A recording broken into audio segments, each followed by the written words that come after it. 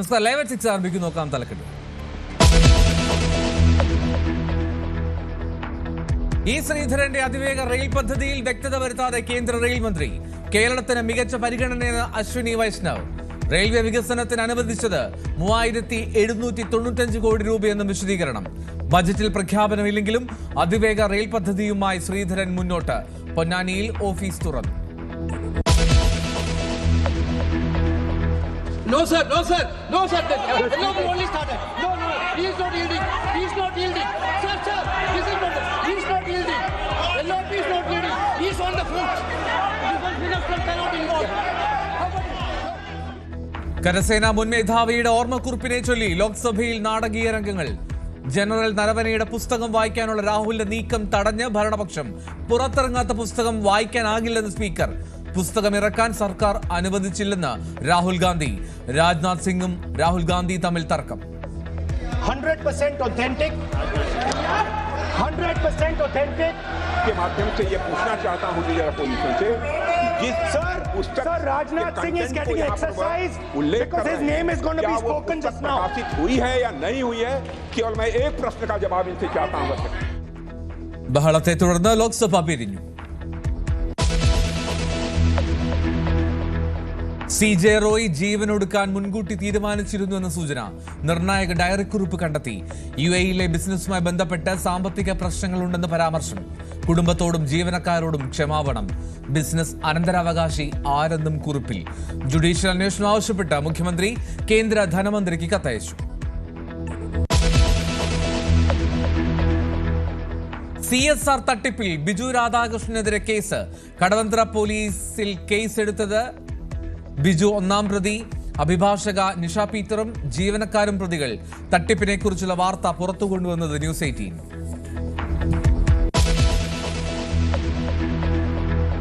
അതിജീവിതയെ ഭീഷണിപ്പെടുത്തുന്ന Rahul മാങ്കൂട്ടത്തിന്റെ phone സംഭാഷണം പുറത്ത്.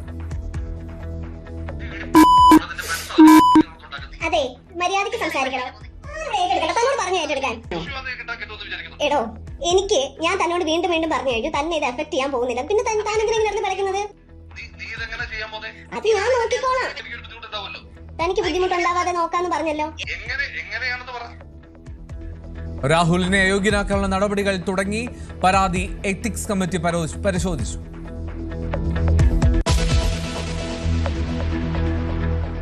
കുത്തനെ ഇടിഞ്ഞ സ്വർണ്ണവില. ഇന്ന് കുറഞ്ഞത് 2 തവണ. പവന്റെ വില 1,07,920 രൂപയിലെത്തി. ഇന്നു മാത്രം കുറഞ്ഞത് 9,840 രൂപ.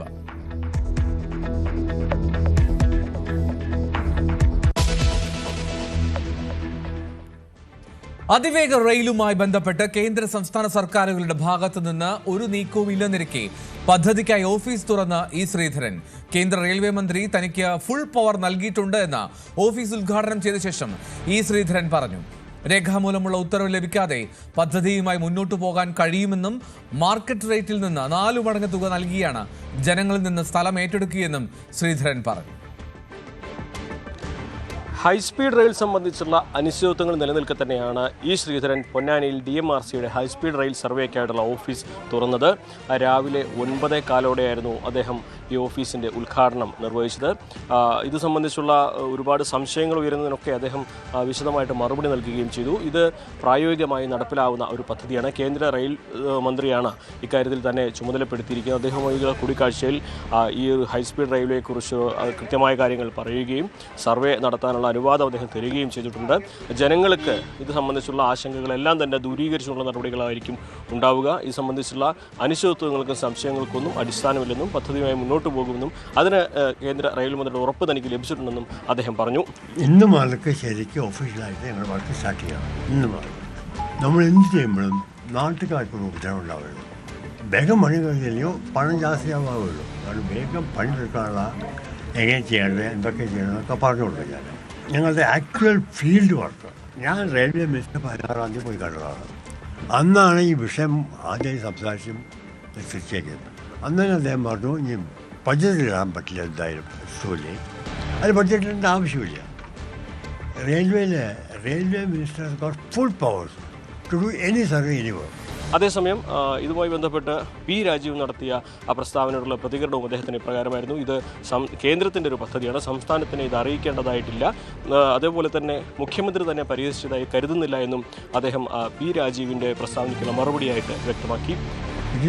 പി രാജീവ് ആയിട്ട് ഒരു റെക്കോർഡിലാണ് എങ്ങനെ ചെയ്യുക?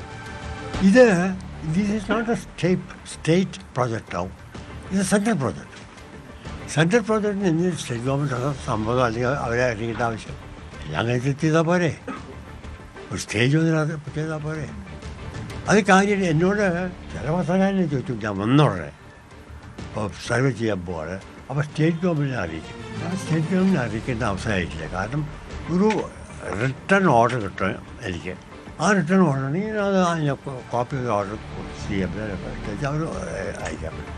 അതുവരെ what I am doing is only my own interest to save time. February അവസാനത്തോടെ തുടങ്ങി ജൂൺ 1 മുമ്പായിട്ട് സർവേ നടപടികൾ പൂർത്തിയാക്കുന്ന തരത്തിലാണ് അദ്ദേഹത്തിൻ്റെ ഇപ്പോഴത്തെ പദ്ധതികളുള്ളത്.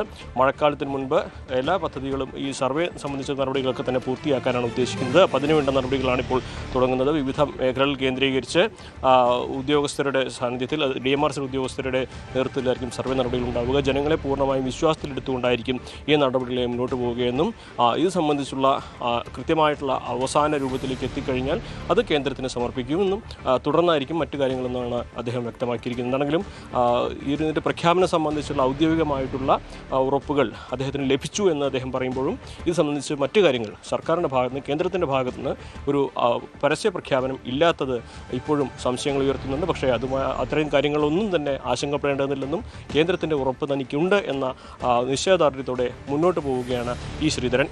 അഖിലോട് പറയുകയൊപ്പം CV അനുമോദ്, ന്യൂസ് 18. അതേസമയം അതിവേഗ റെയിൽ പദ്ധതിയിൽ കൃത്യമായ മറുപടി നൽകാതെ കേന്ദ്ര റെയിൽവേ മന്ത്രി അശ്വിനി വൈഷ്ണവ്. ശ്രീധരന്റെ എല്ലാ പ്രവർത്തനങ്ങൾക്കും പിന്തുണയുണ്ട്. കേരളത്തിന്റെ റെയിൽവേ മേഖലയിൽ വലിയ മാറ്റങ്ങളാണ് വരുന്നതെന്നും അദ്ദേഹം മാധ്യമങ്ങളോട് പറഞ്ഞു. Dr. Sridharan Saab had met me very recently. We had discussed in good detail how should we take up the future of railways, and he has a very grand vision for entire country. So I really respect him because of the technical capabilities and the execution he has shown in Konkan Railway as well as Delhi Metro. I discussed in good detail with him, and as I have discussed, from entire railway capacity of Kerala is getting significantly increased, right from Kasaragod to Shornur to Ernakulam to Kayamkulam to Trivandrum to this is a major change which is happening. This will practically double the capacity of railways in Kerala. കേരളത്തിന് 3795 കോടി രൂപ അനുവദിച്ചിട്ടുണ്ടെന്നും കേന്ദ്രമന്ത്രി അശ്വിനി വൈഷ്ണവ്. കേരളത്തിന് മികച്ച പരിഗണനയാണ് നൽകിയിട്ടുള്ളത്. ശബരിപാതയ്ക്കുള്ള എല്ലാ നടപടിയും പൂർത്തിയാക്കിയെന്നും അശ്വിനി വൈഷ്ണവ് പറഞ്ഞു. Kerala has been allotted a record budget of 3,975 crore rupees for railway. Record railway budget of 3,795 crores. This is 10 times the budget that used to be allocated during the Congress period. 10 times the budget which used to be allocated during the Congress period. The total projects in Kerala are worth about 18,000 crore rupees. The very long demanded project Angamali Sabrimala, our railway board and the central government has aggressively pursued the state government and made sure that they start the land acquisition, and I am very happy that because of the constant persuasion from the central government, the state government has started the land acquisition, and therefore now the Angamali Sabrimala new line 111 kilometer project has now once again started. അതിവേഗ rail പദ്ധതിക്കായി office തുറക്കുന്നതിന് പിന്നിൽ എന്താണെന്ന് ഈ ശ്രീധരൻ വ്യക്തമാക്കണമെന്ന് MM Hasan. അതിനുള്ള അധികാരം എവിടെ നിന്ന് കിട്ടി? BJP പ്രതിനിധിയായാണോ DMRC പ്രതിനിധിയായാണോ ഈ ശ്രീധരൻ പ്രവർത്തിക്കുന്നതെന്നും MM ഹസൻ ചോദിച്ചു. അത് അദ്ദേഹത്തോടാണ് ചോദിക്കുന്നത്. ശ്രീധരന് എന്താണ് അതിന്റെ ഓതറൈസേഷൻ? അദ്ദേഹം വ്യക്തമാക്കട്ടെ. മഞ്ഞക്കുറ്റി സ്ഥാപിക്കാൻ ഒക്കില്ലല്ലോ. കാരണം കേരളയിൽ നേരത്തെ തന്നെ ഉപേക്ഷിച്ചതാണ്. അതിൻ്റെ പേരിൽ മഞ്ഞക്കുറ്റി സ്ഥാപിക്കില്ല എന്ന് പറഞ്ഞാൽ നമ്മളെ ഈ കാര്യത്തിൽ പരിപൂർണമായി ഗവൺമെൻറ് അവഗണിച്ചില്ലേ? ഈ ശ്രീധരൻ BJPയുടെ പ്രതിനിധിയായിട്ടാണോ സംസാരിക്കുന്നത്? അതല്ല ഈ റെയിൽവേയുടെ ആളായിട്ടാണോ സംസാരിക്കുന്നത്? ഞങ്ങൾക്കറിയില്ല. ഈ ശ്രീധരൻ ആര് പറഞ്ഞിട്ടാണ് പൊന്നാനിയിൽ ഓഫീസ് തുടങ്ങിയതെന്ന് മനസ്സിലാകുന്നില്ലെന്ന് രമേശ് ചെന്നിത്തല. മുഖ്യമന്ത്രിക്കും ശ്രീധരനും എന്തോ കുഴപ്പമുണ്ട്. ഓരോരുത്തർക്കും എങ്ങനെയാണ് സ്വന്തം ഇഷ്ടപ്രകാരം റെയിൽവേ ലൈൻ തുടങ്ങാൻ കഴിയുന്നതെന്നും ചെന്നിത്തല ചോദിച്ചു. അല്ല, അങ്ങനെ ആരാണ് അദ്ദേഹത്തിന് ഈ അധികാരം കൊടുത്തതെന്ന് എനിക്ക് മനസ്സിലായിട്ടില്ല. ഈ ശ്രീധരൻ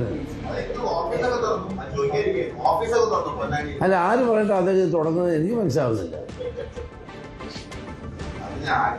നമ്മുടെ ശ്രീധരനും മുഖ്യമന്ത്രിക്കും എന്തോ കുഴപ്പമുണ്ടെന്ന് രണ്ടു പേർക്കും. മുഖ്യമന്ത്രി നേരത്തെ പറഞ്ഞു റെയിൽ ഇല്ലെങ്കിൽ വേറെ റെയിലില്ലെന്ന്. മഞ്ഞക്കുറ്റി കൊണ്ടിട്ടു. ആ മഞ്ഞക്കുറ്റി ദയവായിട്ട് ഊരിക്കളയണമെന്ന് ഞാൻ ആവശ്യപ്പെട്ടതാണ്, ജനങ്ങൾക്ക് ബുദ്ധിമുട്ടുണ്ടാക്കാം.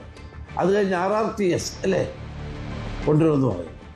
ഇപ്പം അത് ബഹുമാനപ്പെട്ട ശ്രീധരൻ പറയുന്നത് അത് RRTS ബോഷ്കാണ്, അത് ശരിയല്ല. അദ്ദേഹം ഒരു റെയിൽവേ ലൈൻ തുടങ്ങുകയാണ്.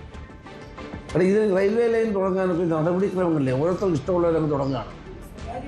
ഇതെന്താ ഈ കേരളത്തിൽ നടക്കുന്നത് എനിക്ക് മനസ്സിലാകുന്നില്ല. ഓരോ ആളുകൾ ഓരോരുത്തർക്ക് റെയിൽവേ ലൈൻ തുടങ്ങാൻ പോകുക.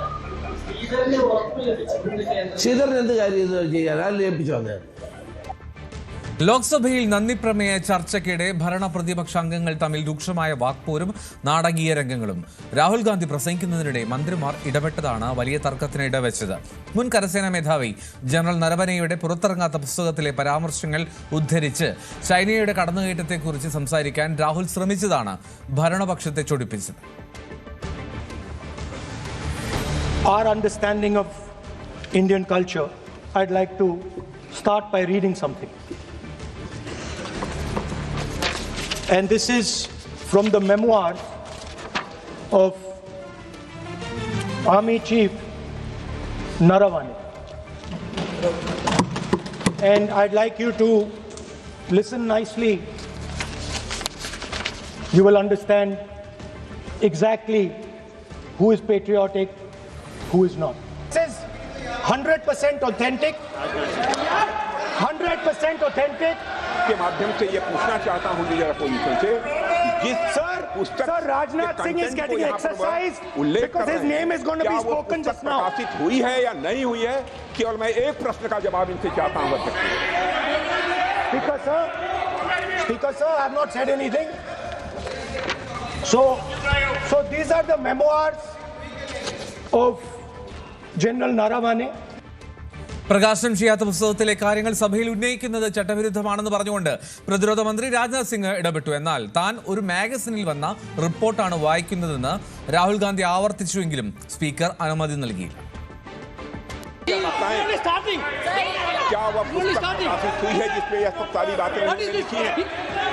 यदि प्रकाशित हुई है तब तो आप उसका उल्लेख करिए, नहीं प्रकाशित हुई है तो उल्लेख करने का कोई औचित्य नहीं है। अध्यक्ष महोदय,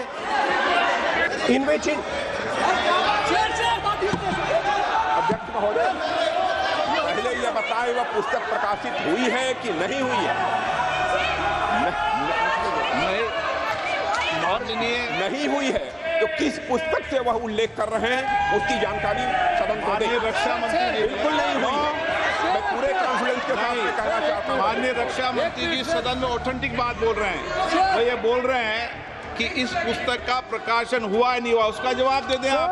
और आप सदन के अंदर उन चीजों को मेंशन नहीं कर सकते।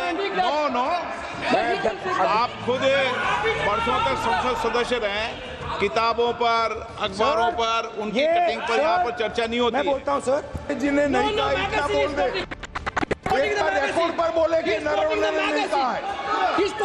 रक्षा मंत्री जी इतना ही कह रहे हैं कि नरवणे जी की पुस्तक को आप रिफर कर रहे हो तो वो प्रकाशित हुई या नहीं हुई, वो स्पष्टता करें। नरवणे की रिपोर्ट नहीं है, नरवणे का पुस्तक नहीं है, इतना स्पष्टता करे।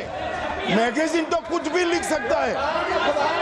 എന്നാൽ രാഹുൽ ഗാന്ധി പ്രസംഗം തുടർന്നു. പ്രതിപക്ഷ നേതാവിനോട് ഇതാണ് സമീപനമെങ്കിൽ പ്രധാനമന്ത്രി സഭയിൽ സംസാരിക്കുമ്പോഴും സമാന പ്രതിഷേധമുണ്ടാകുമെന്ന് KC വേണുഗോപാൽ മുന്നറിയിപ്പ് നൽകി. The tanks were within a few hundred meters of Indian positions on the Kailash range. No, sir. No, sir. No, sir. The yellow ball only started. No, no. He is not yielding. He is not yielding. Sir, sir. This is not. He is not yielding. Yellow is not yielding. He is on the foot. Defense minister cannot involve. How about it? Honorable LOP just started the speech. He is trying to quote a magazine report. In this parliament, there are precedents to quoting a magazine. If anything is wrong, Dada Singh Ji can reply after his speech, sir. Sir, they are disturbing the opposition leaders. BJP MP Tejasvi Surya കോൺഗ്രസിന്റെ രാജ്യസ്നേഹത്തെയും സംസ്കാരത്തെയും ചോദ്യം ചെയ്തതോടുകൂടിയാണ് തർക്കങ്ങൾക്ക് തുടക്കമായത്. മണിക്കൂറുകൾ നീണ്ട നാടകീയ രംഗങ്ങൾക്കൊടുവിൽ സഭാ secretary MP Govindan ആർക്കൊക്കെ parole കിട്ടുന്നുവെന്ന് നോക്കിയല്ല സർക്കാരിന്റെ പ്രവർത്തനം. ഇത് സംബന്ധിച്ച് LDF ജാഥ മറുപടി പറയേണ്ടതില്ലെന്നും MP ഗോവിന്ദൻ പറഞ്ഞു. അവർക്ക് വേറൊന്നും കേരളത്തെ പറ്റി പറയാൻ പറ്റില്ല, കേരളത്തിന്റെ വികസനത്തെ പറ്റി പറയാൻ പറ്റില്ല, കേന്ദ്ര ഗവൺമെന്റ് അവതരിപ്പിച്ച ബഡ്ജറ്റിനെ പറ്റി പറയാൻ പറ്റില്ല, ബഡ്ജറ്റിന്റെ ഭാഗമായിട്ടുള്ള കേരള അവഗണനയെ പറ്റി പറയാൻ പറ്റില്ല. ഒന്നും പറയാതിരിക്കാൻ പറഞ്ഞു. അനിക്കോ ജാമ്യം കിട്ടിയ അല്ലെങ്കിൽ മറ്റെന്താ അങ്ങനെ പറഞ്ഞേ പരോൾ കിട്ടിയതിനെ പറ്റിയാ പറഞ്ഞുകൊണ്ടിരിക്കുന്നത്. ആരെല്ലാം ജയിലിൽ കിടക്കുന്ന ആർക്കൊക്കെയാണ് പരോൾ കിട്ടിയതെന്ന് നോക്കിയിട്ടാണോ ഞങ്ങൾ ജാഥ കൊണ്ടത്? നിങ്ങൾക്ക് രാഷ്ട്രീയമായ ഉത്തരവാദിത്വമുണ്ട്, അതുകൊണ്ടാണ് നിങ്ങൾ നിർവഹിക്കുന്നത്. അത് ചോദിച്ചോ? അതിന് മറുപടി ഞാൻ. കോൺഫിഡന്റ് ഗ്രൂപ്പ് ഉടമ CJ റോയുടെ മരണത്തിൽ നിർണായക ഡയറി കുറിപ്പുകൾ കണ്ടെത്തി. ആത്മഹത്യക്ക് കാരണമായ കാരണങ്ങൾ ഈ ഡയറി കുറിപ്പിലുണ്ടെന്നാണ് സൂചന. ഇതിൽ കുടുംബത്തോടും ജീവനക്കാരോടുമുള്ള ക്ഷമാപണവുമുണ്ട്. ബിസിനസ് അനന്തരാവകാശി ആരാണെന്ന വിവരവും പരാമർശിക്കുന്നുണ്ട് എന്നാണ് സൂചന. റോയുടെ മരണത്തിൽ ജുഡീഷ്യൽ അന്വേഷണം ആവശ്യപ്പെട്ട് മുഖ്യമന്ത്രി പിണറായി വിജയൻ കേന്ദ്ര ധനമന്ത്രിക്ക് കത്തയച്ചു. 9 പേജുള്ള ഡയറി കുറിപ്പുകളാണ് ഇപ്പോൾ കുടുംബാംഗങ്ങൾക്ക് ലഭിച്ചിരിക്കുന്നത് എന്നാണ് നമുക്ക് പുറത്തു വരുന്ന വിവരം. കർണാടകയിലെ ഒരു ഓൺലൈൻ മാധ്യമമാണ് ഇതുമായി ബന്ധപ്പെട്ട വിവരങ്ങൾ പുറത്തുവിട്ടത്. അതിൽ പറഞ്ഞിരിക്കുന്ന വളരെ പ്രധാനപ്പെട്ട ഒരു കാര്യം, തൻ്റെ വിദേശ ബിസിനസ്സുകളുമായി ബന്ധപ്പെട്ട് ചില പ്രശ്നങ്ങൾ ഉണ്ടായി എന്ന് CJ റോയ് ചൂണ്ടിക്കാട്ടിയിട്ടുണ്ട്. അത് പരിഹരിക്കാനാവാത്ത വിധം വളർന്ന ഒരു പ്രശ്നവും ഇതിൽ എഴുതിയിട്ടുണ്ട് എന്നാണ് മനസ്സിലാകുന്നത്. ഒപ്പം ആദായ നികുതി വകുപ്പ് ഉദ്യോഗസ്ഥർ ഇതുമായി ബന്ധപ്പെട്ടുള്ള പരിശോധന നടന്നപ്പോൾ തനിക്ക് സമ്മർദ്ദം വല്ലാതെ വർദ്ധിച്ചു എന്നും റോയ് ഈ ഡയറി കുറിപ്പുകളിൽ എഴുതിയിട്ടുണ്ട് എന്നാണ് മനസ്സിലാകുന്നത്. ഒപ്പം കുടുംബാംഗങ്ങളുമായി ബന്ധപ്പെട്ട് ക്ഷമ ചോദിക്കുന്നുണ്ട്. കുടുംബാംഗങ്ങൾ തന്നോട് ക്ഷമിക്കണം, തനിക്ക് ചില കടുങ്കൈകളിലേക്ക് പോകേണ്ടി വരുന്നു എന്ന തരത്തിലുള്ള സൂചനകൾ കൂടി നൽകുന്ന പശ്ചാത്തലമുണ്ട്. അതായത് UAE-യിലും ഒപ്പം ഇന്ത്യയിലുമായി വളരുന്ന ബിസിനസ്സായിരുന്നു CJ റോയിയുടെ എന്ന് നമുക്കറിയാം. ഈ അടുത്ത കാലത്താണ് UAE-യും ഇന്ത്യയും തമ്മിൽ ചില വ്യാപാര കരാറുകളിൽ ഏർപ്പെടുകയും മറ്റും ചെയ്തത്. അതായത് ഈ UAE-യിലും ഇന്ത്യയിലും അടക്കം ബിസിനസ് ചെയ്യുന്ന ആളുകളുടെ കാര്യത്തിൽ കുറച്ചുകൂടി കൃത്യതയോടെ കാര്യങ്ങൾ മനസ്സിലാക്കുക എന്ന് ലക്ഷ്യം വെച്ചായിരുന്നു അത്.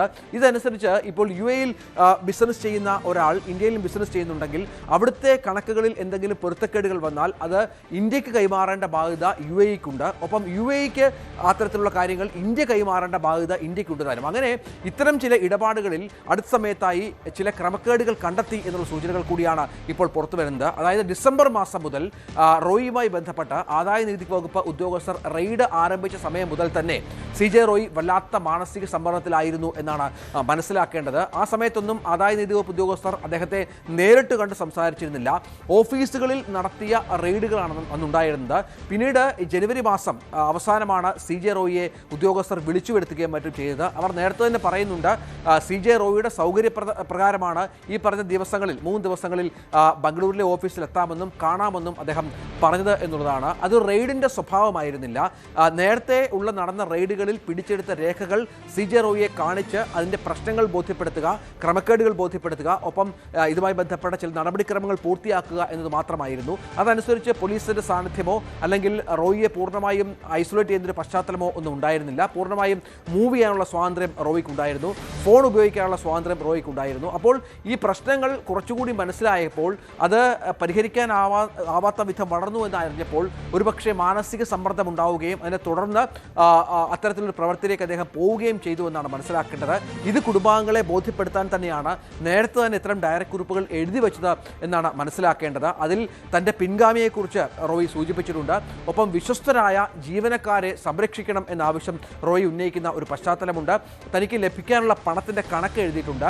ആരൊക്കെയാണ് ഈ പണം തരാനുള്ളത് എന്ന കാര്യത്തിലും ചില വ്യക്തതകൾ റോയ് വരുത്തിയിട്ടുണ്ട് എന്നാണ് മനസ്സിലാകുന്നത്. ഇത് കുടുംബാംഗങ്ങൾ ശ്രദ്ധയിൽപ്പെടുകയും അത് ഉദ്യോഗസ്ഥരുമായി ബന്ധപ്പെട്ട് അറിയിക്കുകയും ചെയ്തു എന്നതും ചില സൂചനകളാണ് ഇപ്പോൾ പുറത്തു വരുന്നത്. ഇന്ന് ഒരു വാർത്താ സമ്മേളനം വിളിക്കാൻ നേരത്തെ കോൺഫറൻസ് ഗ്രൂപ്പ് തീരുമാനിച്ചിരുന്നു. കുടുംബാംഗങ്ങളെ കൂടി ഉൾപ്പെടുത്തുന്ന ഒരു വാർത്താ സമ്മേളനമായിരുന്നു അവർ ലക്ഷ്യം വെച്ചിരുന്നത്. പക്ഷേ അതിൽ നിന്നും മറ്റു പിന്മാറുന്ന ഒരു സാഹചര്യമുണ്ടായി. അത് ഈ ഡയറി കുറിപ്പുകൾ കണ്ടെടുത്തതിന് ശേഷമാണോ എന്ന കാര്യത്തിൽ ഒരു വ്യക്തതയില്ല. ഏതായാലും ഒരു കാര്യം വളരെ കൃത്യമാണ്.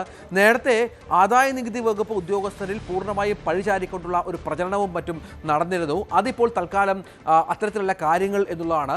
കാരണം ആദായ നികുതി വകുപ്പ് ഉദ്യോഗസ്ഥരുടെ പീഡനമോ സമ്മർദ്ദമോ അവർക്ക് പങ്കാളിത്തമുള്ള ഒരു സംഭവമായിരുന്നില്ല ഇത് എന്നാണ് മനസ്സിലാക്കേണ്ടത്. ചില വിവരങ്ങൾ പുറത്തു വന്നു. അത് റോയിയെ വല്ലാതെ അസ്വസ്ഥമാക്കുകയും അത് പരിഹരിക്കാനാവാത്ത വിധം വളർന്നു എന്ന ബോധ്യം വരികയും ചെയ്തു. അതിൻ്റെ തുടർന്നാണ് ഇത്തരം സംഭവത്തിലേക്ക് റോയി സ്വമേധയാ പോയത് എന്നാണ് മനസ്സിലാക്കേണ്ടത്.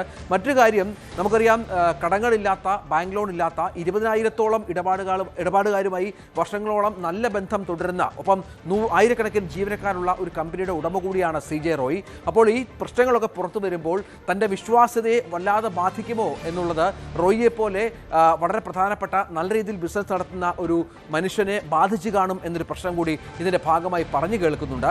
അങ്ങനെ വന്നാൽ അതും ഇത്തരത്തിൽ റോയിയെ ഇത്തരം ഒരു പ്രവൃത്തിയിലേക്ക് നയിക്കാൻ കാരണമായി എന്നുള്ള സൂചനകൾ കൂടിയാണ് ഇപ്പോൾ പുറത്തു വരുന്നത്. ഏതായാലും ഇപ്പോൾ അന്വേഷണം ഈ ഡയറി കുറിപ്പ് കേന്ദ്രീകരിച്ചാണ് നടക്കുന്നത്. അടുത്ത ദിവസങ്ങളിൽ കുടുംബാംഗങ്ങളുടെ മൊഴി എടുക്കുകയും ഇക്കാര്യത്തിൽ ഒരു വ്യക്തത വരുത്തുകയും ചെയ്യുക എന്നുള്ളതാണ് ഇപ്പോൾ അന്വേഷണ സംഘത്തിൻ്റെ ലക്ഷ്യം. CSR തട്ടിപ്പിൽ ബിജു രാധാകൃഷ്ണനെതിരെ കേസെടുത്ത് പോലീസ്. കടവന്ത്ര പോലീസാണ് കേസെടുത്തത്. ബിജു രാധാകൃഷ്ണനെ 1-ാം പ്രതിയാക്കിയാണ് കേസ്. അഭിഭാഷകയായ നിഷ പീറ്റർ, ബിജുവിന്റെ ജീവനക്കാരായ ബെർലിൻ, വേണുഗോപാൽ എന്നിവർ 2, 3, 4 പ്രതികളാണ്. എറണാകുളം ജുഡീഷ്യൽ 1-ാം ക്ലാസ് മജിസ്ട്രേറ്റ് കോടതി 8ന്റെ നിർദ്ദേശപ്രകാരമാണ് കേസെടുത്തത്.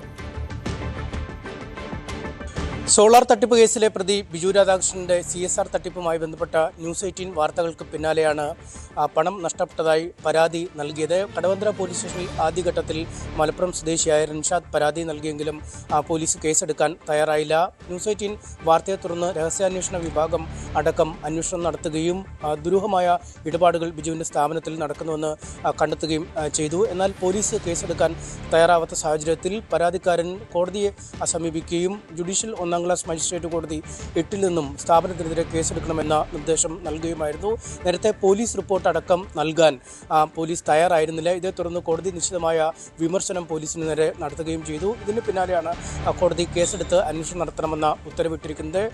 പരാതി അടിസ്ഥാനത്തിൽ കേസെടുത്തിരിക്കുന്ന പരാതിയിൽ ബിജു രാധാകൃഷ്ണനാണ് കേസിലെ 1-ാം പ്രതി. 2-ാം പ്രതി അദ്ദേഹത്തിൻ്റെ സ്ഥാപനത്തിൻ്റെ ഉടമയെന്ന് വിശേഷിപ്പിച്ച സ്ഥാപനത്തിൻ്റെ രേഖകളൊക്കെ സ്വന്തം പേരിലുള്ള നിഷ കെ പീറ്ററാണ്. ഒപ്പം ബിജു രാധാകൃഷ്ണന്റെ മാനേജറായ ബെർലിൻ 3-ാം പ്രതിയും സൈബർ പോലീസിൽ നിന്നും വിരമിച്ച് ബിജുവിൻ്റെ കീഴിൽ ജോലി ചെയ്യുന്ന ആലപ്പുഴയിൽ നിന്നുള്ള വേണുഗോപാൽ എന്നയാളാണ് 4-ാം പ്രതിയും. CSR ഫണ്ട് വാങ്ങി നൽകാമെന്ന പേരിൽ തൻ്റെ പക്കൽ നിന്നും 27 ലക്ഷം രൂപ തട്ടിയെടുത്തു എന്നാണ് റിൻഷാദിൻ്റെ പരാതിയിൽ പറയുന്നത്. പണം തട്ടിക്കുക, വഞ്ചന കുറ്റം, ഒപ്പം ഭീഷണിപ്പെടുത്തുക തുടങ്ങിയ അടക്കമുള്ള നിരവധി വകുപ്പുകളാണ് പ്രതികൾക്കെതിരെ ചുമത്തിയിരിക്കുകയും ചെയ്തിരിക്കുന്നത്. നേരത്തെ റിൻഷാദിൻ്റെ പരാതിയെ തുടർന്ന് വിശദമായ അന്വേഷണത്തിന് സർക്കാർ ഉത്തരവിട്ടിരുന്നു. മുഖ്യമന്ത്രിക്ക് നൽകിയ പരാതി DGPക്ക് കൈമാറുകയും DGP അതിന്മേലുള്ള അന്വേഷണത്തിനായി ദക്ഷിണ മേഖല IG ചുമതലപ്പെടുത്തുകയുമായിരുന്നു. DYSP റാങ്കിൽ കുറയാത്ത ഉദ്യോഗസ്ഥൻ കേസ് അന്വേഷിക്കണമെന്ന നിർദ്ദേശമാണ് നൽകിയത്. ഇതുപ്രകാരമുള്ള നടപടിക്രമങ്ങൾ പുരോഗമിക്കുന്നതിനിടെയാണ് കോടതി നിർദ്ദേശപ്രകാരം ഇപ്പോൾ കടവന്ത്ര പോലീസ് കേസെടുത്തിരിക്കുന്നത്. എന്തായാലും നിരവധി പേർക്ക് ഇത്തരത്തിൽ CSR ഫണ്ട് നൽകാമെന്ന വ്യാജേന ബിജു രാധാകൃഷ്ണന്റെ വാക്ക് വിശ്വസിച്ച് പണം നഷ്ടപ്പെട്ടിട്ടുണ്ട് എന്നാണ് മനസ്സിലാക്കാൻ കഴിയുന്നത്. കേരളത്തിന് പുറമെ തമിഴ്നാട്, കർണാടക എന്നിവിടങ്ങളിൽ നിന്നുള്ള ആളുകളും ബിജുവിൻ്റെ വലയിൽ വീണിരുന്നു. പലർക്കും പ്രോസസ്സിംഗ് ഫീസ് എന്ന രീതിയിൽ ആദ്യം ഒരു പണം പലരിൽ നിന്നും ഈടാക്കിയ ശേഷം പിന്നീട് ആശുപത്രികൾ, എഞ്ചിനീയറിംഗ് കോളേജുകൾ എന്നിവ സ്ഥാപിക്കാമെന്ന വ്യാജേന 10 ലക്ഷവും 20 ലക്ഷവും 1 കോടി രൂപ വരെയും ഒക്കെ വാങ്ങുകയായിരുന്നു. പിന്നീട്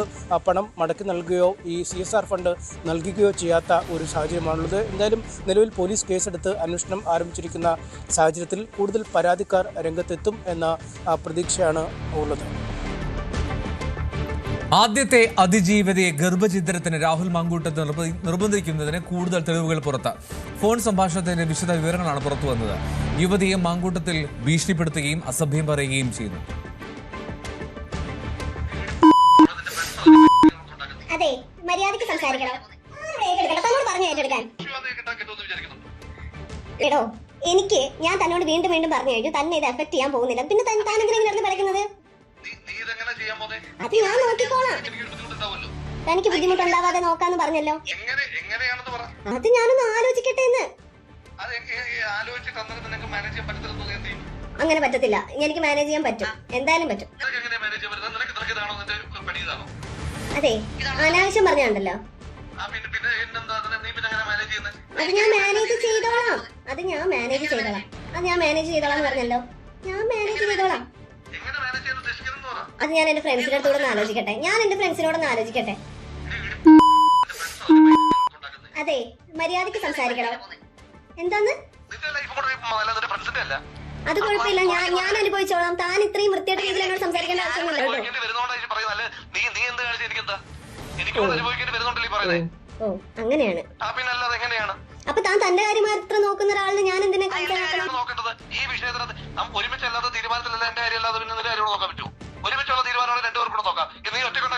ഇത് ഞാൻ ഒറ്റയ്ക്ക് ഉണ്ടാക്കിയെടുത്തതല്ല കേട്ടോ. 70% റെസ്പോൺസിബിലിറ്റി തനിക്കാണ്. എടോ മര്യാദക്ക് സംസാരിക്കും കേട്ടോ. എനിക്ക് തന്റെ അത്ര തരംതാഴാൻ പറ്റത്തില്ല. താൻ മിടുക്കനായിട്ടാണല്ലോ ഇതിപ്പോ വന്നത്. താൻ ഭയങ്കര മിടുക്കനാണ്. താൻ എന്തോ പറയും. എന്ത് ഓപ്ഷനാണ്? ഞാനത് പോയി ചെയ്യണം എന്ന് താൻ പറയുന്നത്. എനിക്കതിപ്പോ ചെയ്യാൻ മനസ്സില്ലെങ്കിൽ എന്താ ചെയ്യാ? ഞാൻ തന്നെ ഇതുവരെ ഒന്നിലും ഇൻവോൾവ് ചെയ്യിക്കത്തില്ല എന്ന് പറഞ്ഞു. പിന്നെ തന്നെ എങ്ങനെയാണ് എഫക്ട് ചെയ്യുന്നത്? അത് തന്റെ പേര് പറയുന്നല്ലോ ഞാൻ പറഞ്ഞത്. ഞാൻ അവരോടൊന്ന് ആലോചിക്കട്ടെ എന്ന് പറഞ്ഞു. അവരെന്റെ കൂടെ ഉണ്ടായിരുന്നുള്ളൂ. എനിക്ക് അവരെ ഡിപ്പെൻഡ് ചെയ്യാൻ പറ്റത്തുള്ളൂ. പിന്നെ താനുണ്ടായിരുന്നോ? എന്റെ ആത്മാർത്ഥ സുഹൃത്തുക്കളോട് പോലും ഞാൻ ഇപ്പോഴും പറയാതെ അവരുടെ മുന്നിൽ ഞാൻ തല കുനിച്ചാണ് നിൽക്കുന്നത്. അറിയാവോ?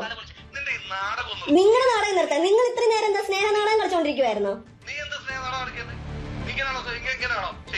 താനാണ് സ്നേഹ നാടകം കളിച്ചത്, ഞാനല്ല. താൻ തന്നെയാണ് സ്നേഹ നാടകം കളിച്ച് എന്റെ ലൈഫിലോട്ട് വന്നത്. അതെ, താൻ ആണ് ഫേക്ക് ആയിട്ടുള്ള സ്നേഹം കാണിച്ച് എന്റെ ലൈഫിലോട്ട് വന്നത്. എന്നിട്ട് താൻ പറഞ്ഞു ഞാൻ എന്താ ട്രാപ്പ് ചെയ്തെന്നോ? ഒന്നുമില്ല. അതിജീവിത ഹൈക്കോടതിയിൽ ഒരു സത്യവാങ്മൂലം സമർപ്പിച്ചിരുന്നു. അതായത് തൻ്റെ ഭാഗം കൂടെ കേട്ടതിന് ശേഷം വേണം ഈ കേസിൽ മുൻകൂർ ജാമ്യാപേക്ഷയിൽ വിധി പറയാൻ എന്നതായിരുന്നു ആവശ്യം. അതിന് പ്രകാരമാണ് നേരത്തെ സമർപ്പിച്ച ഈ ഹർജിയിൽ, അതായത് മുൻകൂർ ജാമ്യാപേക്ഷയിൽ വിധി പറയുന്നത് ഹൈക്കോടതി മാറ്റിവെച്ചത്. അതിനിടയിലാണ് പ്രോസിക്യൂഷൻ അധികമായ ചില ശബ്ദരേഖകളും ചില ഡിജിറ്റൽ തെളിവുകൾ കൂടി ഹൈക്കോടതിയിൽ സമർപ്പിച്ചത്. മറ്റ് വിവരങ്ങളുടെ, അതായത് അഡീഷണലായി സമർപ്പിച്ച സത്യവാങ്മൂലത്തിനൊപ്പമാണ് ഈ ഡിജിറ്റൽ തെളിവുകൾ കൈമാറിയിരിക്കുന്നത്. അതുമായി ബന്ധപ്പെട്ട ശബ്ദരേഖകൾ അടക്കമാണ് കഴിഞ്ഞ ദിവസം പുറത്തു വന്നിരിക്കുന്നത്. അത് സമൂഹ മാധ്യമങ്ങളുടെ അടക്കം വലിയ തരത്തിൽ പ്രചരിച്ചുകൊണ്ടും ഇരിക്കുകയാണ്. അതേസമയം രാഹുൽ മാങ്കൂട്ടത്തിൽ ഈ വിഷയത്തിൽ ഏത് തരത്തിലുള്ള ഒരു പ്രതികരണത്തിന് പരസ്യമായി തയ്യാറാകുമോ എന്നതാണ് ഇനി വ്യക്തമാകാനുള്ളത്. എന്തായാലും പ്രതിഭാഗം ഇത് ഉഭയസമ്മത പ്രകാരമുള്ള ഒരു ബന്ധമായിരുന്നു. അതിൻ്റെ രാഷ്ട്രീയ ലക്ഷ്യത്തോടെ, രാഷ്ട്രീയ ഗൂഢാലോചനയുടെ ഫലമായി രാഹുൽ മാങ്കൂട്ടത്തിൻ്റെ രാഷ്ട്രീയ ഭാവി ഇല്ലാതാക്കുന്നതിന് വേണ്ടി ഇത്തരത്തിൽ ഒരു നറേറ്റ് ചെയ്തെടുത്ത സംഭവമാണിത്. അതായത് ഇതിന് പിന്നിൽ ഒരു രാഷ്ട്രീയ ഗൂഢാലോചനയുണ്ട്, CPM BJP ഗൂഢാലോചനയുണ്ട്. ഇതാണ് പ്രതിഭാഗം മുമ്പോട്ട് വെക്കുന്ന പ്രധാനപ്പെട്ട ആക്ഷേപം. രാഹുൽ മാങ്കൂട്ടത്തിലും ഈ കാര്യം തന്നെയാണ് നേരത്തെ മാധ്യമങ്ങളോടൊക്കെ പ്രതികരിച്ചുകൊണ്ടിരുന്നത്. അതിനിടയിലാണ് പ്രോസിക്യൂഷൻ വീണ്ടും ചില തെളിവുകൾ കൂടി ഹൈക്കോടതിയിൽ സമർപ്പിക്കുന്ന ഒരു സാഹചര്യം ഉണ്ടായിരിക്കുന്നത്. എന്തായാലും കോടതി ഒരുപക്ഷെ ഇന്ന് വിധി പറഞ്ഞേക്കുമെന്നായിരുന്നു ആദ്യം പുറത്തു വന്ന സൂചനകളെങ്കിൽ ഇന്ന് ലിസ്റ്റ് ചെയ്തിട്ടില്ല എന്നാണ് നമുക്ക് ഹൈക്കോടതിയിൽ നിന്ന് ലഭിക്കുന്ന വിവരങ്ങൾ. അങ്ങനെയാണെങ്കിൽ എപ്പോഴാകും ഈ കേസിൽ പരിഗണിക്കുക എന്നതിൽ ഒരു വ്യക്തത വരാനുണ്ട്.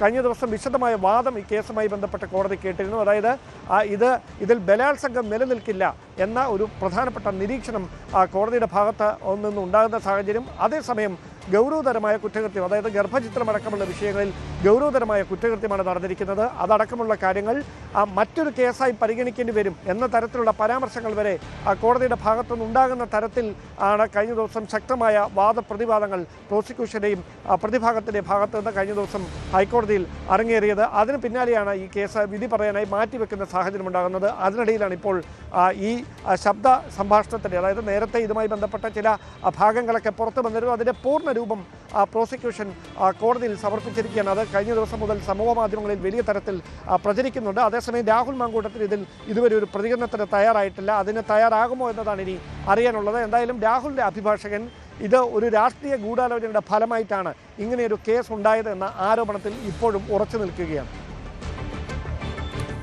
രാഹുൽ മാങ്കൂട്ടത്തിൽ MLA-ക്കെതിരായ പരാതി നിയമസഭാ എത്തിക്സ് കമ്മിറ്റി പരിഗണിച്ചു.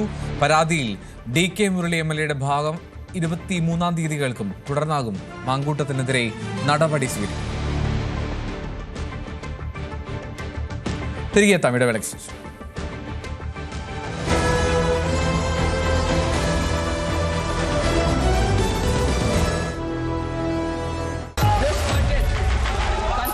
You've heard the budget. Now, understand its impact. Hear it directly from the architect of the budget. Finance Minister Nirmala Sitharaman's first interview post-budget with Editor-in-Chief Rahul Joshi. News 18 Network exclusive.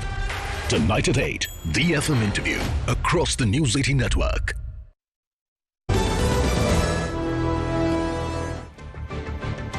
തൊണ്ടിമുതൽ കേസിൽ ആന്റണി രാജുവിനെതിരായ ശിക്ഷാവിധി മരവിപ്പിച്ചു. Thiruvananthapuram sessions കോടതിയുടേതാണ് നടപടി. എന്നാൽ കുറ്റക്കാരനാണെന്ന വിധി നിലനിൽക്കും. അന്തിമ വിധി വരും വരെയാണ് ഈ മരവിപ്പിക്കൽ. നെടുമങ്ങാട് മജിസ്ട്രേറ്റ് കോടതി 3 വർഷത്തേക്കാണ് ആന്റണി രാജുവിനെ ശിക്ഷിച്ചിരുന്നത്. മത്സരിക്കുന്നതിനുള്ള അയോഗ്യത തുടരും. പെരിയ ഇരട്ടക്കൊലക്കേസ് പ്രതിക്ക് വീണ്ടും പരോൾ. 10ാം പ്രതി രഞ്ജിത്തിനാണ് പരോൾ ലഭിച്ചത്. 2 മാസം മുമ്പ് രഞ്ജിത്തിന് പരോൾ കിട്ടിയിരുന്നു. നിലവിൽ 1ാം പ്രതി പീതാംബരൻ, ജിജിൻ എന്നീ പ്രതികൾ പരോളിലാണ്. പുസ്തക പ്രകാശനം മാറ്റിവെച്ചിട്ടില്ലെന്ന് വി കുഞ്ഞികൃഷ്ണൻ. പുസ്തക പ്രകാശനത്തിന് മുമ്പ് CPM കണക്ക് പുറത്തുവിടണമെന്നും കുഞ്ഞികൃഷ്ണൻ ആവശ്യപ്പെട്ടു. ഫണ്ടുമായി ബന്ധപ്പെട്ട് കൂടുതൽ ചോദ്യങ്ങൾ ഉന്നയിക്കും. പാർട്ടിക്കകത്ത് പോലും സത്യസന്ധമായ കണക്ക് ഇല്ല എന്നും വി കുഞ്ഞികൃഷ്ണൻ മാധ്യമങ്ങളോട് പറഞ്ഞു. പുസ്തക പ്രകാശനത്തോടനുബന്ധിച്ച് രക്തസാക്ഷി ഫണ്ടിന്റെ വിശദാംശങ്ങൾ പുറത്തുവിടുമെന്നും കുഞ്ഞികൃഷ്ണൻ പറഞ്ഞു. പുസ്തക പ്രകാശനം നടന്നു കഴിഞ്ഞാൽ കണക്ക് കൃത്യമായി നിങ്ങളുടെ എല്ലാം മുമ്പിൽ ലഭിക്കുന്നതാണ്. അതുമായി ബന്ധപ്പെട്ടുകൊണ്ട് വല്ല സംശയമുണ്ട് എങ്കിൽ ആ സമയത്തും നിങ്ങൾക്ക് ഉന്നയിക്കാവുന്നതാണ്. അതുകൊണ്ട് ഇപ്പോൾ എൻ്റെ അഭ്യർത്ഥന ഈ പുസ്തക പ്രകാശന ചടങ്ങിന് മുമ്പ് ഈ കണക്കുകൾ പുറത്തുവിടണം എന്നാണ്. കേന്ദ്ര സർക്കാരിനെതിരെ പറയാൻ കുഞ്ഞാലിക്കുട്ടിക്ക് ധൈര്യമില്ലെന്ന് MV ഗോവിന്ദൻ. സംസ്ഥാന സർക്കാരിനെ കുറ്റപ്പെടുത്താനാണ് ശ്രമിക്കുന്നത്.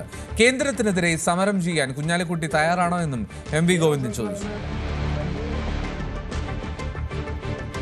നിയമസഭയിൽ കോൺഗ്രസ് അംഗം റോജി M. ജോണിനെതിരെ മന്ത്രി വി. ശിവൻകുട്ടി. റോജി സ്പീക്കറെയും മന്ത്രിമാരെയും വിരട്ടുന്നു, അസഭ്യം പറയുന്നു. ഇങ്ങോട്ട് വിരട്ടാൻ നോക്കണ്ട, ഞങ്ങൾ ഓട് പൊളിച്ചു വന്നവരല്ല. സോണിയാഗാന്ധിയുടെ അടുത്ത് പോയത് 3 വ്യവസ്ഥ ബാധകമായിരിക്കും. നിയമസഭാ തെരഞ്ഞെടുപ്പിനെ കുറിച്ചുള്ള ചർച്ചകൾ മുസ്ലിം ലീഗിൽ അവസാന ഘട്ടത്തിലേക്ക് എത്തി നിൽക്കുമ്പോൾ പ്രധാനപ്പെട്ട നേതാക്കൾക്ക് ഇളവ് നൽകാനുള്ളൊരു തീരുമാനത്തിലേക്ക് ലീഗ് എത്തുന്നു എന്ന് തന്നെയാണ് മനസ്സിലാക്കാൻ കഴിയുന്നത്. മുസ്ലിം ലീഗിന് ഒഴിവാക്കാൻ കഴിയാത്ത നേതാക്കൾക്ക് ഈ ചട്ടങ്ങൾ, അതായത് 3 വട്ടം മത്സരമൊഴിച്ചവർ മാറി നിൽക്കണമെന്ന് നിർബന്ധമില്ലാതെ സീറ്റ് വീണ്ടും അനുവദിക്കാനുള്ള ഒരു തീരുമാനത്തിലേക്കാണ് ലീഗ് എത്തുന്നത്. അത് മണ്ഡലത്തിലെ ജയസാധ്യത മാത്രമല്ല, ഈ നേതാക്കൾ നിയമസഭയിൽ എത്തണമെന്നുള്ള ലീഗിൻ്റെ ആവശ്യം, ഈ 2 കാര്യങ്ങളാണ് ഈ ഒരു ഇളവിന് അടിസ്ഥാനമായിട്ടുള്ളത്. അതിൽ പ്രധാനമായിട്ടും വരുന്ന പേരുകാരിൽ ഒന്ന് PK കുഞ്ഞാലിക്കുട്ടി തന്നെയാണ്. അദ്ദേഹമാണ് ലീഗിനെ നയിക്കുന്നത്. അദ്ദേഹം വീണ്ടും മത്സരിക്കുമെന്ന കാര്യത്തിൽ ഉറപ്പാണ്. അദ്ദേഹം 3 വട്ടം വേങ്ങരയിൽ നിന്ന് മത്സരിച്ച് വിജയിച്ച ആളാണ്. ഒരുപക്ഷെ വേങ്ങരയിൽ നിന്ന് മലപ്പുറത്തേക്ക് മാറാനുള്ള സാധ്യത മാത്രമാണ് മുന്നിൽ നിൽക്കുന്നത്. PK കുഞ്ഞാലിക്കുട്ടി മത്സരിക്കുമെന്ന് ഉറപ്പായതോടെ MK മുനീറിനും ആരോഗ്യ പ്രശ്നങ്ങൾ ഇല്ലെങ്കിൽ അദ്ദേഹം മത്സരിക്കാൻ തയ്യാറാണെങ്കിൽ അദ്ദേഹത്തിന് വീണ്ടും അവസരം ലഭിച്ചേക്കും. 2 തവണ അദ്ദേഹം തുടർച്ചയായി കോഴിക്കോട് സൗത്തിലും കഴിഞ്ഞ തവണ കൊടുവള്ളിയിലുമാണ് മത്സരിച്ചത്. അദ്ദേഹത്തിന് മത്സരിക്കാൻ സാധിക്കുമെങ്കിൽ അദ്ദേഹത്തെയും ഇളവ് നൽകി മത്സരിപ്പിക്കുന്ന കാര്യത്തിൽ സംശയമൊന്നുമില്ല. അതുപോലെ തന്നെ ഈ പട്ടികയിലേക്ക് ഉറപ്പായിട്ടും പറയാൻ കഴിയുന്ന മറ്റ് 3 പേരിലൊന്ന് മഞ്ഞലാംകുഴി അലിയുടേതാണ്. നമുക്കറിയാം, ഇടതുപക്ഷത്തിൻ്റെ ഭാഗമായിരുന്ന MLA ആയിരുന്നു അദ്ദേഹം ലീഗിലേക്ക് എത്തിയതോടെ അവിടെ അദ്ദേഹം തുടർച്ചയായിട്ട് 3 വട്ടം മത്സരിച്ച് ജയിച്ച ഒരു സാഹചര്യമാണുള്ളത്. 2011-ലും 2016-ലും പെരിന്തൽമണ്ണയിലും 2021-ൽ മങ്കടയിലും അദ്ദേഹം വിജയിച്ചു. പക്ഷേ മങ്കട മണ്ഡലം നിലനിർത്തണമെങ്കിൽ അദ്ദേഹം മത്സരിക്കേണ്ട ഒരു സാഹചര്യമുണ്ട് എന്നാണ് ലീഗിലെ ഒരു വിഭാഗം വിലയിരുത്തുന്നത്. അതുകൊണ്ട് തന്നെ അദ്ദേഹത്തിനെ മത്സരിപ്പിക്കാതിരിക്കാൻ കഴിയുകയില്ല. അദ്ദേഹം നിയമസഭയിൽ എത്തേണ്ടത് ലീഗിൻ്റെ ആവശ്യമായിട്ട് ഒരു ഭാഗം ഉന്നയിക്കുന്നുണ്ട്. അങ്ങനെ മഞ്ഞലാംകുഴിയിൽ വീണ്ടും മങ്കടയിൽ തന്നെ മത്സരിക്കാനുള്ള സാധ്യത തെളിഞ്ഞിരിക്കുന്നു എന്നാണ് അറിയാൻ കഴിയുന്നത്. മറ്റൊരു പ്രധാനപ്പെട്ട പേര് PK ബഷീർ MLA-യുടേതാണ്. അദ്ദേഹം ഏറനാട് നേപ്രയാണ് പ്രതിനിധീകരിക്കുന്നത്.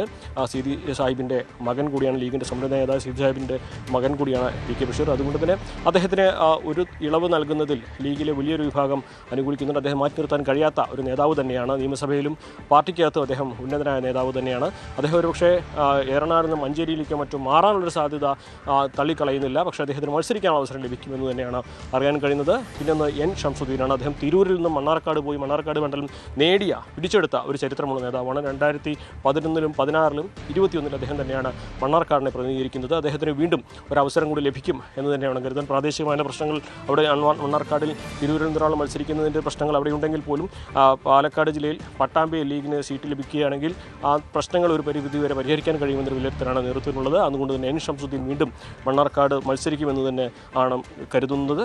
പക്ഷേ മറ്റ് പ്രധാനപ്പെട്ട MLA മാർ മലപ്പുറം ജില്ലയിൽ ആബിദ് ഹുസൈൻ കോട്ടക്കലിലെ MLA, അതുപോലെ കൊണ്ടോട്ടി MLA TV ഇബ്രാഹിം, ഇതൊക്കെ 2 ടേം മാത്രമേ ഇവർക്ക് ആയിട്ടുള്ളൂ എന്നുകൊണ്ട് അവരും തുടർച്ചയായിട്ടുള്ള അടുത്ത തവണ കൂടി മത്സരിക്കാനുള്ളൊരു സാധ്യത നിലനിൽക്കുന്നുണ്ട്.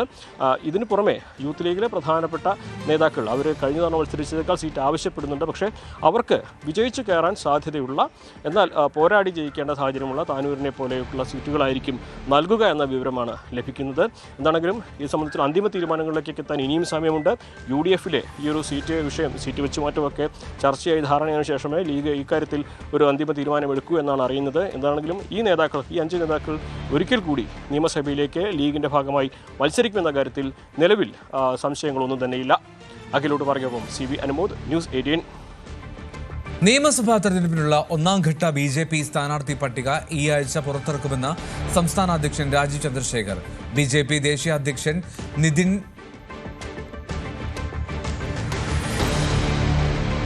ഗഡ്കരി കേരളത്തിലെത്തുന്നുണ്ട്. ഈ മാസം 6-ന് കൊച്ചിയിൽ ബൂത്ത് പ്രസിഡന്റുമാരുടെ നേതൃയോഗത്തിൽ പങ്കെടുക്കും. 7-ാം തീയതി തൃശ്ശൂരിൽ ബഡ്ജറ്റ് ചർച്ചയിലും ഭാഗമാകും. ലിസ്റ്റെല്ലാം തയ്യാറായിട്ടുണ്ട്. ഞങ്ങളുടെ ഒരു പ്രോസസ്സ് രീതി ഉണ്ടല്ലോ, അത് സെൻട്രൽ പാർട്ടി അത് സ്റ്റഡി ചെയ്തിട്ട് അവർ തീരുമാനിക്കും. ഒരു ഫെബ്രുവരി ഫസ്റ്റ് വീക്ക് അല്ലെങ്കിൽ സെക്കൻഡ് വീക്ക് അത് ഒരു ഫസ്റ്റ് ലിസ്റ്റ് തീരുമാനിക്കുമെന്നാണ് എൻ്റെ ഒരു വിശ്വാസം.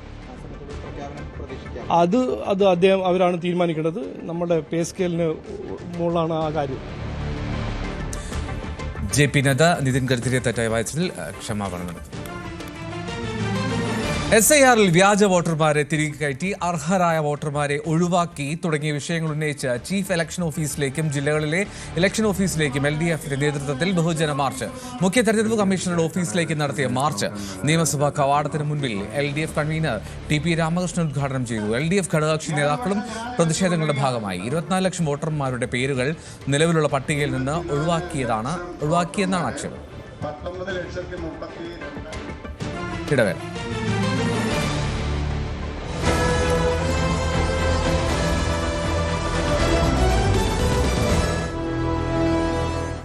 സമൂഹ മാധ്യമങ്ങളിലൂടെ കണ്ണോടിക്കുമ്പോൾ ഇന്ന് നമ്മളിൽ പലരെയും അത്ഭുതപ്പെടുത്തുന്ന ഒരു കാഴ്ചയുണ്ട്.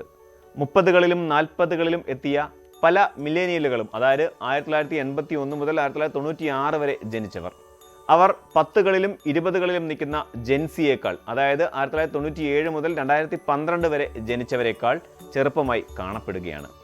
പണ്ട് 30 വയസ്സ് എന്നത് വാർദ്ധക്യത്തിലേക്കുള്ള ആദ്യ പടിയായി കണക്കാക്കിയിരുന്നെങ്കിൽ ഇന്ന് ചിത്രം മാറി മറിഞ്ഞിരിക്കുകയാണ്. 90കളിൽ ജനിച്ചവർ തങ്ങളുടെ പ്രായത്തെ വെല്ലുവിളിക്കുമ്പോൾ പുതിയ തലമുറ പലപ്പോഴും തങ്ങളുടെ പ്രായത്തേക്കാൾ മുതിർന്നവരായി തോന്നിപ്പിക്കുന്നു.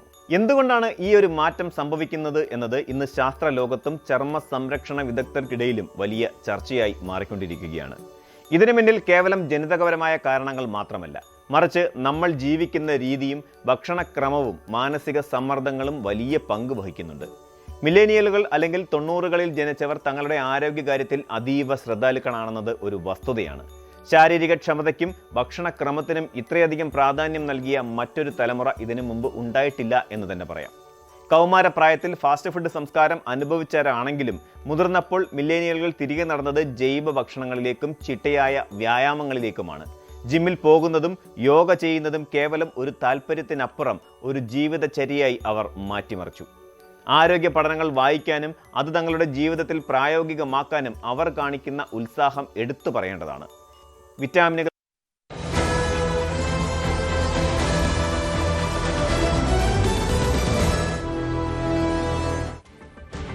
കാസർഗോഡ് മഞ്ചേശ്വരം തുമിനാടിൽ അച്ഛൻ മകളെ വെട്ടിക്കൊലപ്പെടുത്തി. 18 വയസ്സുകാരി മറിയാം ജുമൈലയാണ് കൊല്ലപ്പെട്ടത്. പിതാവ് ഉമർ ഫറൂഖിനെ പോലീസ് കസ്റ്റഡിയിൽ. ശമ്പള കുടിശ്ശിക വിതരണം ചെയ്യാത്തതിലും പുതിയ നിയമനങ്ങൾ നടത്താത്തതിലും പ്രതിഷേധിച്ച് സർക്കാർ മെഡിക്കൽ കോളേജുകളിലെ ഡോക്ടർമാർ അനിശ്ചിതകാല OP ബഹിഷ്കരണം തുടങ്ങി. കാഷ്വാലിറ്റി, ലേബർ റൂം, ICU, കിടത്തി ചികിത്സ, മറ്റ് അടിയന്തര ചികിത്സകൾ, അടിയന്തര ശസ്ത്രക്രിയകൾ, പോസ്റ്റ്മോർട്ടം എന്നിവയെ സമരത്തിൽ നിന്ന് ഒഴിവാക്കിയിട്ടുണ്ട്. പ്രതിഷേധങ്ങളുടെ ഭാഗമായി KGM-CTA-യുടെ നേതൃത്വത്തിൽ മെഡിക്കൽ കോളേജ് ആശുപത്രികൾക്ക് മുൻപിൽ ധർണ നടത്തി. വരുന്ന 9-ാം തീയതി മുതൽ അടിയന്തരമല്ലാത്ത ശസ്ത്രക്രിയകൾ നടത്തില്ലെന്നും 11-ാം തീയതി മുതൽ സർവകലാശാല പരീക്ഷാ ഡ്യൂട്ടികൾ ബഹിഷ്കരിക്കുമെന്നുമാണ് ഡോക്ടർമാരുടെ സംഘടന അറിയിച്ചിരിക്കുന്നത്. നേരത്തെ പ്രശ്നപരിഹാരത്തിനായി ആരോഗ്യമന്ത്രിയുമായും ധനമന്ത്രിയുമായും ചർച്ചകൾ നടത്തിയിരുന്നുവെങ്കിലും ഫലം കണ്ടില്ല.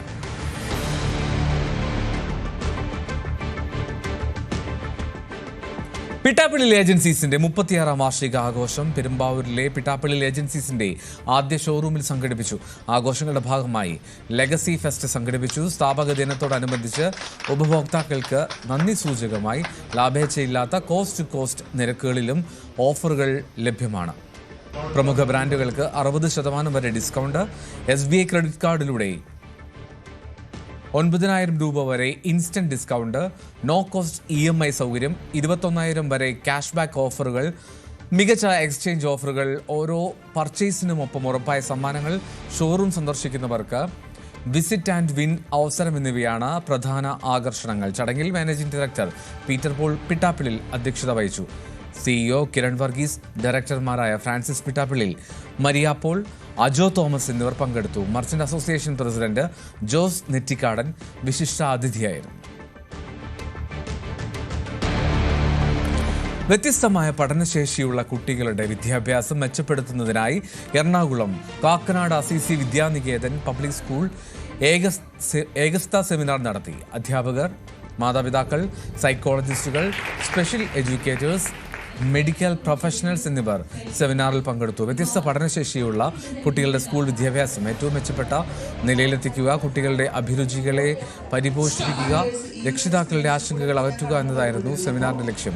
അക്കാദമിക് സെഷനുകളിൽ വിദ്യാഭ്യാസവുമായി ബന്ധപ്പെട്ട സമകാലിക വിഷയങ്ങളെക്കുറിച്ച് ചർച്ച ചെയ്തു. അധ്യാപകരും രക്ഷിതാക്കളും അറിയേണ്ട ലൈംഗിക വിദ്യാഭ്യാസം, വിദ്യാഭ്യാസ ഇളവുകൾ, സൗകര്യങ്ങൾ എന്നിവയും ചർച്ചയായി. സ്വർണ്ണവെള്ളി നിരക്ക്.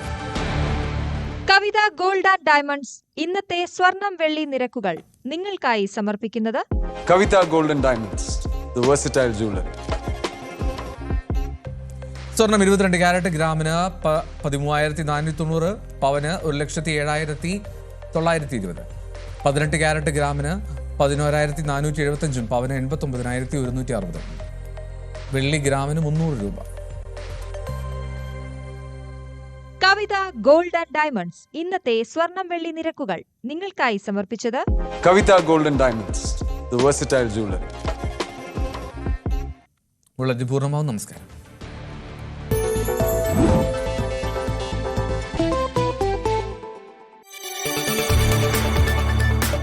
കൂടുതൽ വാർത്തകൾക്ക് News 18 Keralam YouTube channel subscribe ചെയ്യുക.